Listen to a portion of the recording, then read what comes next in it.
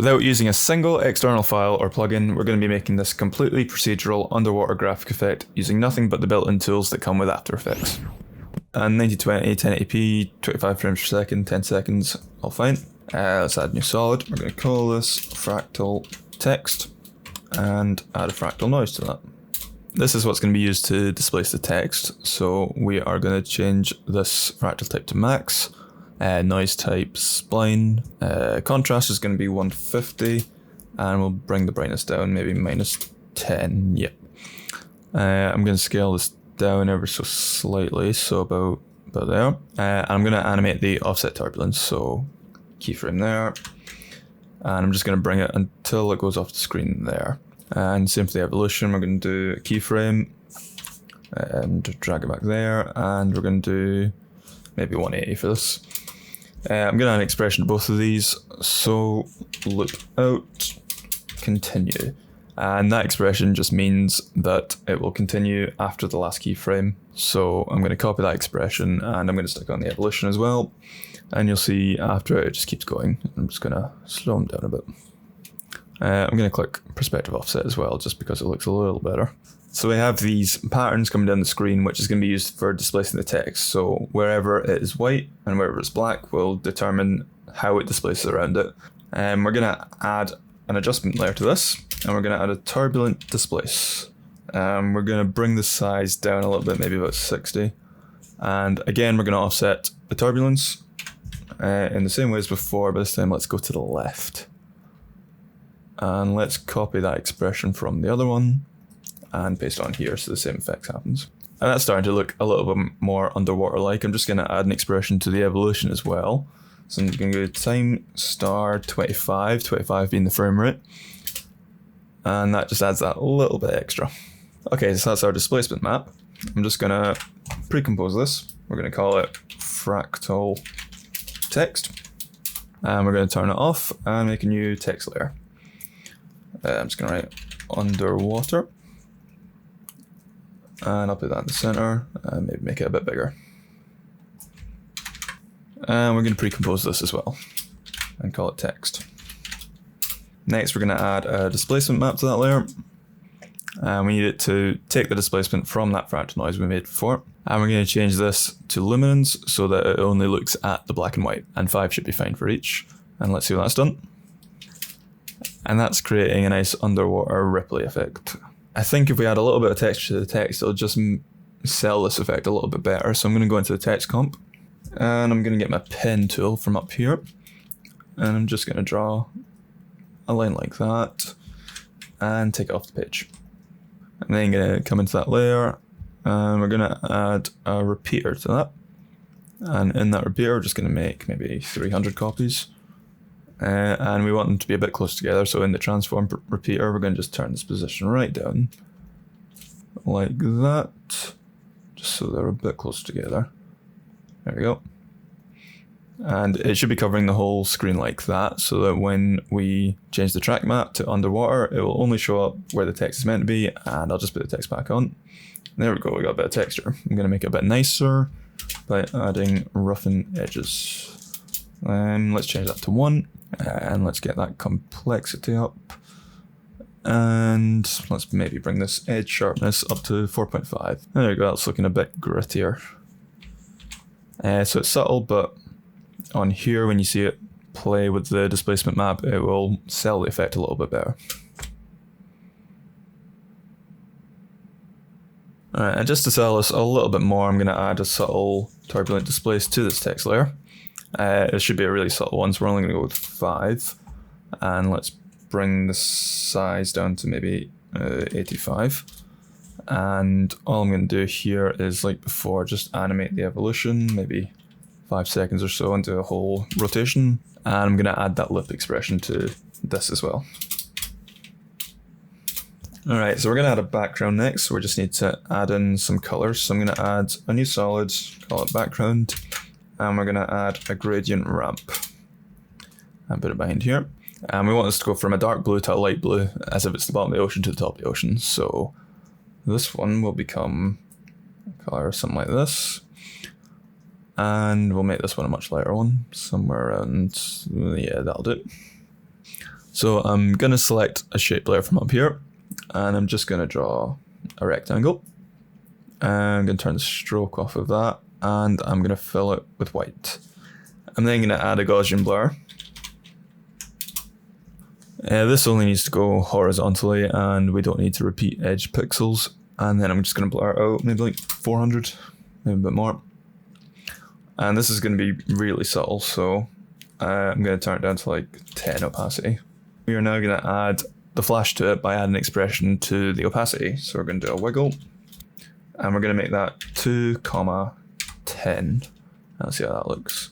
And what that's doing is only allowing it to fluctuate between some of the lower amounts, which keeps it nice and subtle. And when we've got the other effects on top, this will all blend together nicely. So I'm going to duplicate that twice, and I'll just bring one of them over here, and one of them over here, and maybe just rotate each one. On there, and there. And I'm going to make two of them a bit smaller. So size, like so, and this one as well. And I might even just change the expression on this one a little bit to like 2.48. So next I'm gonna add in some bubbles. So we're gonna do a new solid, call it bubbles, and that'll be fine. And we're gonna add CC particle systems 2. At the moment we're gonna solo this, and you'll see that's not what we want. So we're gonna have to make some changes to that. First of all, let's go into the physics, and we're gonna change this to fire. There we go, or at least going up now. And we're going to change the particle from line, and I think there's one, yep, bubble. And this is obviously all coming out from the same space in the middle and way too fast.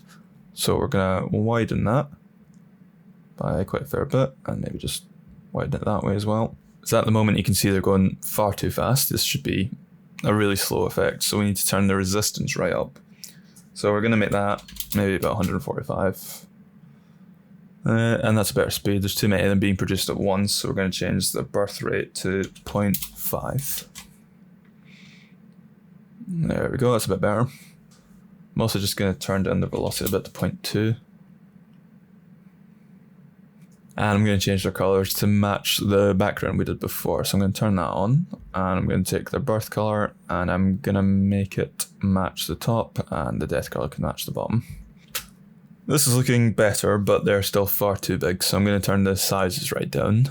And this needs to be much smaller, so I'm going to take the burst size, and we're going to 0.05. And the death size probably needs to be around about 0.15 maybe. Yeah, that's better. There still might be too many of them, so I'm just going to drop this down to 0.4. And let's increase that size variation to 100%. There we go, that's starting to look better. And this is where we're at so far. And I'm just going to bring the text up to be the top layer. Bubbles can come down here, and I'm going to change them to additive. And I'm going to just bring their opacity down to about 80-ish. Maybe 70. While we're at it, I need to rename these layers. And they should be set to add as well. Okay, next we need to blend all these effects together and add a bit of texture to the overall water. And I don't know if you can notice it, straight off the bat, I made a mistake. You can see here there's a bunch of lines as the colours try to blend into each other. The mistake I made was I didn't set up the project properly. So right here where it says 8 bits per channel, we change that to 32. By updating to 32 bits per channel, it means that we're giving the composition more color depth, so everything's allowed to blend a bit better and there's more color information in the overall project. So that fixes that. Next up, we need to blend in these effects a little bit better. To do that, we're going to add another fractal noise. So we're going to make a new solid, and we're going to call this Fractal Water, and add a fractal noise. And for this one, we're going to set it up slightly differently. So we're going to come to fractal type, and we're going to go with threads, and we'll go with spline again. Contrast, we're going to bring it up to about 600-ish, and we need to dial down the brightness by quite a bit. So we'll go minus 200, and that's looking good. And this definitely needs to be scaled up. So we're going to scale up to about 330-ish, maybe a little less. And similar to before, we're going to animate the offset turbulence down just until it's off the screen again. And we'll do the same with the evolution, bring that back, and do 180. And let's add those expressions again. And let's pre-compose that again, and call it Fractal Water. And we're going to move all attributes into the new composition, and open up. And we're going to add another adjustment layer like before, and add a turbulent displace. And we're going to bring this down a bit to 23, and let's bring the size up to 200.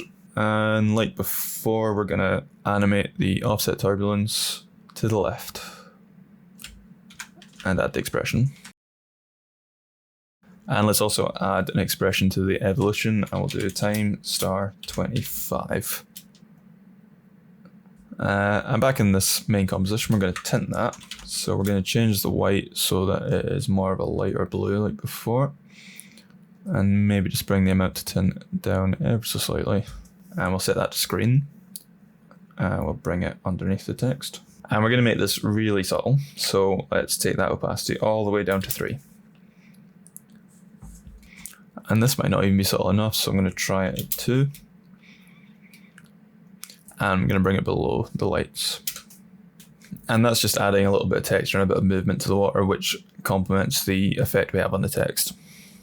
Okay, I need to add a bit more contrast into this, so I could come into the background here and darken these colors and lighten up a little bit, but I'm just going to try and blend it overall a bit better with a new adjustment layer. We're going to call this bottom darken. And I'm just going to scale that up to like 300. And we're going to take our mask tool and just crop some of that out, and we're going to feather it out to about 100. And I'm going to add a curves effect to that, and bring down the darkness, and bring down the shadows a bit, and maybe a little less than that. Then we're going to duplicate that, we're going to call it top lighten, and I'm just going to rotate it by 180 degrees, and reset the curves on this one, and we're going to just brighten up the top a little bit. Just like that. So we come here and see before and after. And that just allows the fractal noise to blend in a little better. Okay, next we're going to add the surface of the water, and we're going to start looking at getting into light rays coming through it. So we're going to add a new solid, and we're going to call this Fractal Surface. And we're going to pre-compose that and call it Fractal Surface.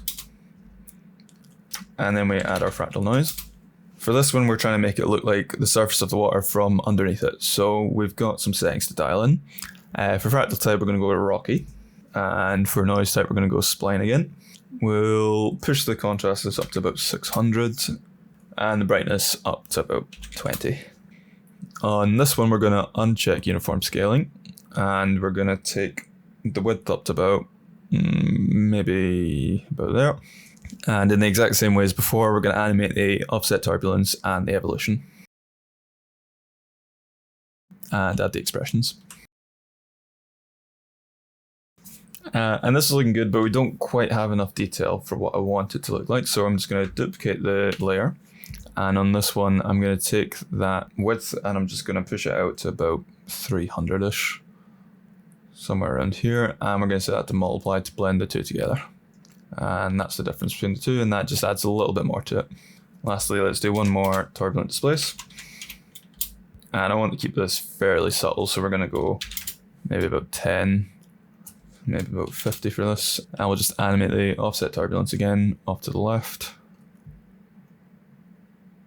And let's put the time star 25 on the evolution. So let's get a loop expression on that as well. And that vaguely resembles what it looks like to look at the surface of the water from underwater. And I say vaguely, it doesn't have to be perfect. Let's come back into this layer here. This is where it might get a little bit trickier. So we're going to put that on top.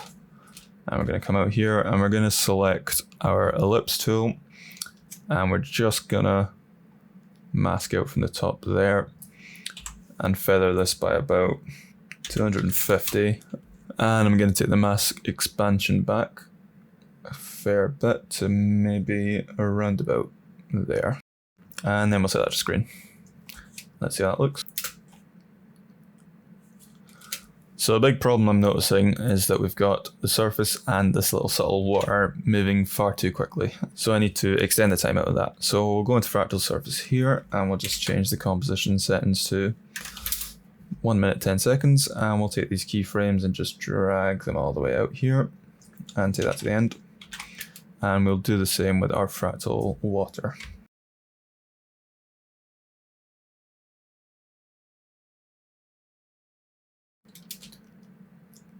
And that's better, it's all a lot subtler now. Okay, I'm just gonna play around with this mask and just try and make it a little bit more interesting.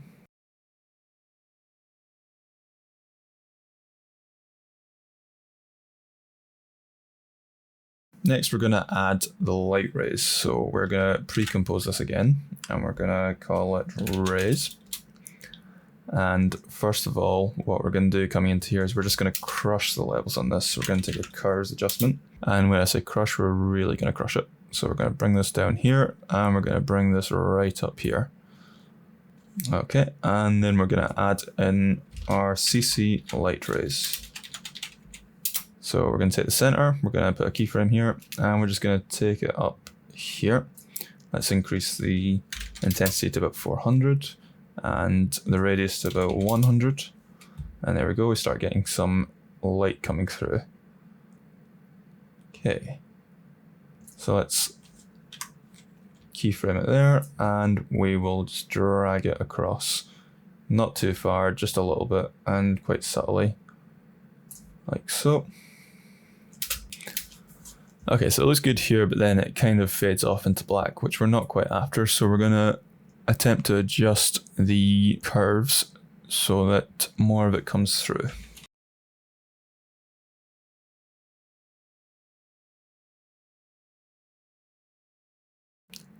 And that's starting to look a little bit better. I'm just going to make it animate a little further from left to right. And we'll come back to our other composition.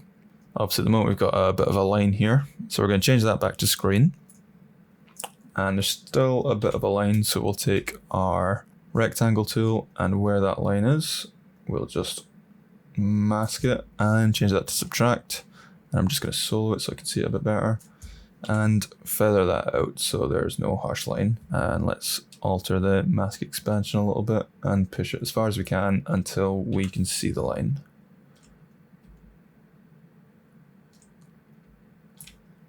And then feather it, and then bring the mask expansion back a bit so that we can't see the line. And I'll unsolo that. Let's see how that looks. Okay, and I think that's a little bit too subtle now, so I might try speeding up the fractal surface. So let's go back into here, and we'll just drag these keyframes up a little bit. And on the smaller one, I'm just gonna bring the brightness up. And on the big one, brightness up a little bit. And that'll just give a couple more spaces for the rays to come through. And then we're going to go back to the rays, and I'm just going to bring this up here. And put the original one back at the end, and I'm just going to ease those.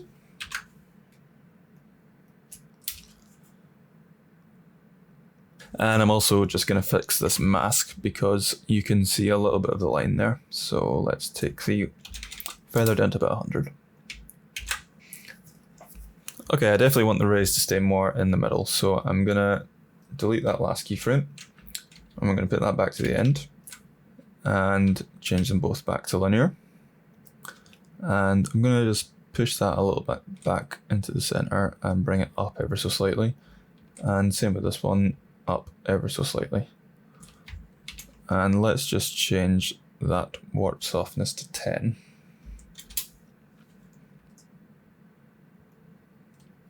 And that's what we're after. I think the warp softness is what was going wrong there, so that's sorted that out. Next up, we're gonna bring the text on top of the rays there, and we're just gonna upgrade the look of this by adding a bit more style to it. So we're gonna add a drop shadow, purely stylistic choice, and let's make that 10% opacity, and we'll just bring that out by about 15 or so. We'll then duplicate that, and we're going to parent that one to the original one, take off the drop shadow, and we're going to add a Gaussian blur.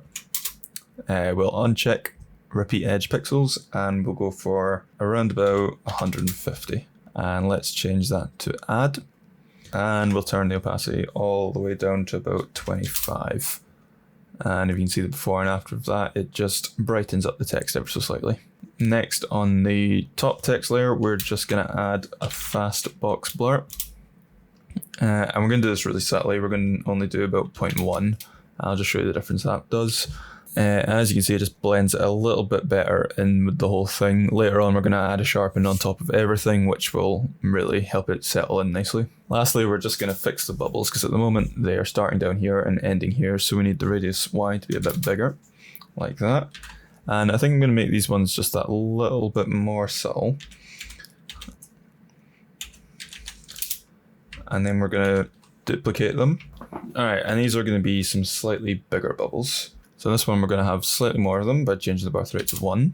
The burst size is going to be 0.1, and the depth size is going to be 0.2. And then we're just going to change the random seeds so they're different to the original layer. Just any number will do.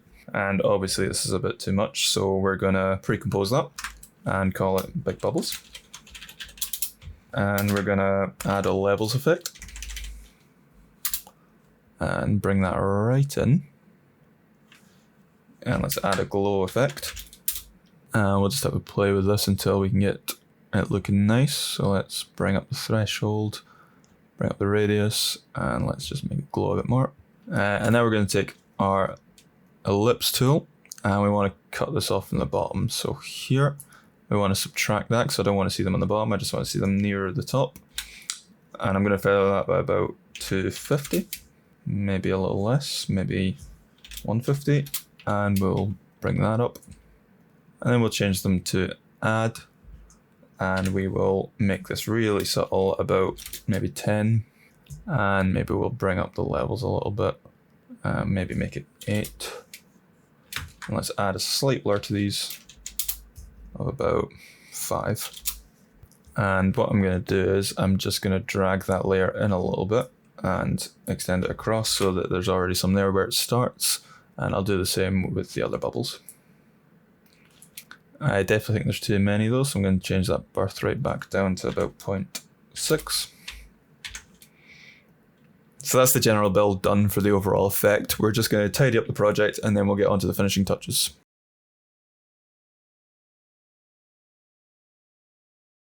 Okay, so for our finishing touches, we're going to take every layer and we're going to pre-compose it.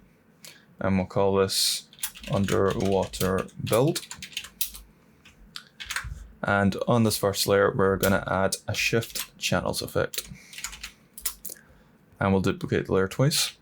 We'll call the top one R, second one G, and last one B for red, green, and blue. On red, we'll turn green and blue off.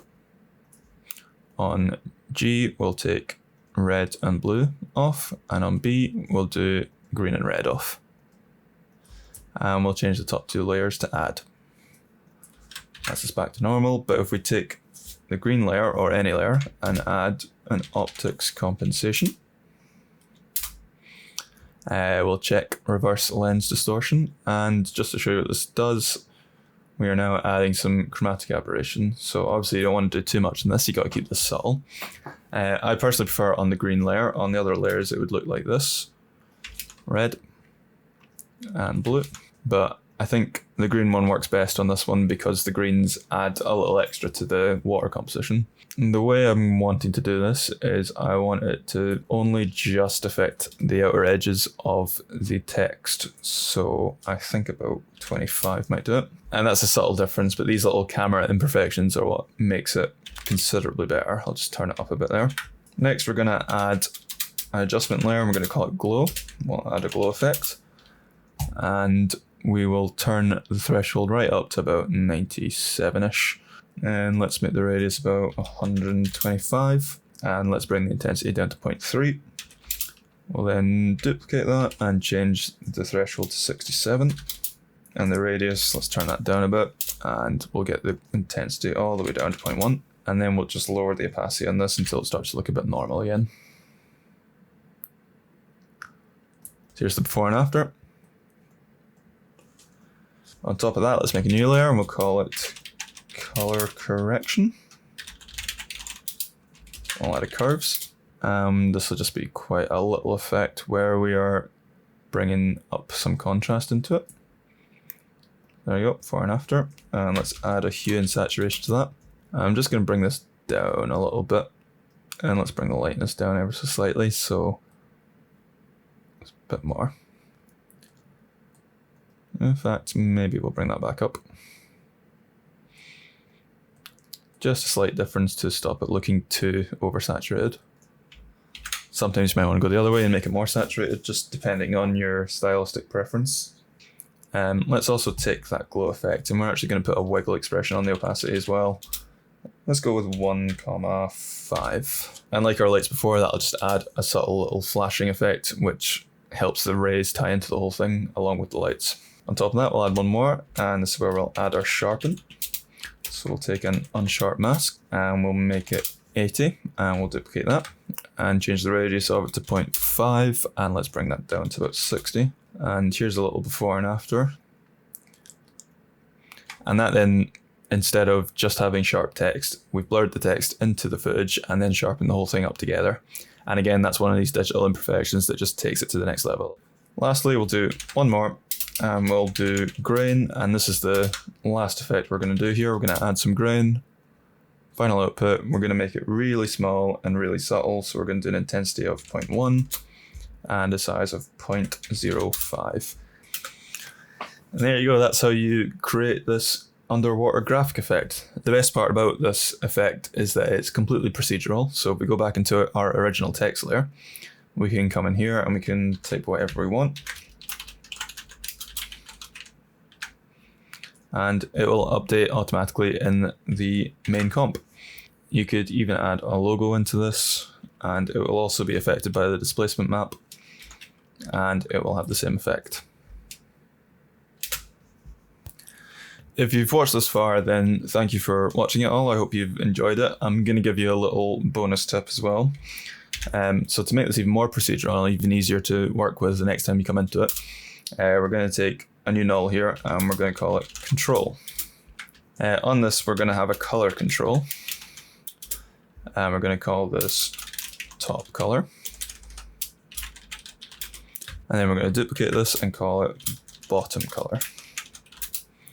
Let's just temporarily link these up like that. And what we're going to do is we're going to lock that there in place, and we're going to come into our underwater build and go back to our background. And let's open this up until we find the gradient ramp, and we can see the colors here. And we want to link the start color to the top color here and the end color to the bottom color. So to do that, we're going to alt click the start color and link it up to the top color. And we'll do the same for the bottom color.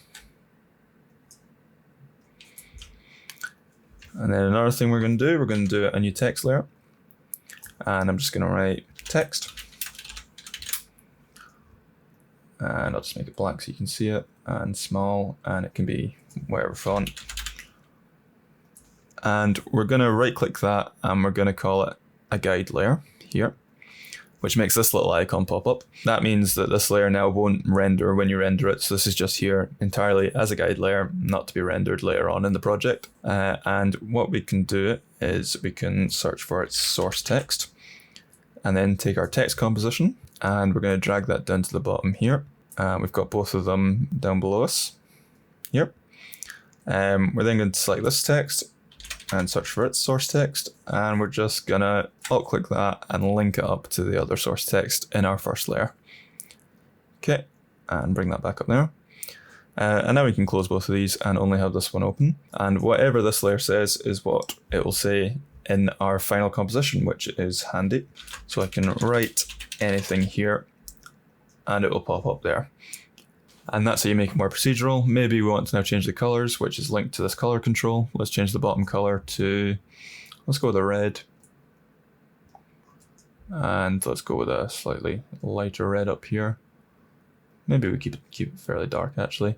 And maybe I'll also just link up the texture on the copy to one of the colors as well. So if I go into here, I'll just come into the shape layer and I need to find its stroke color. And I'll click that and I'll just link it up to the top color.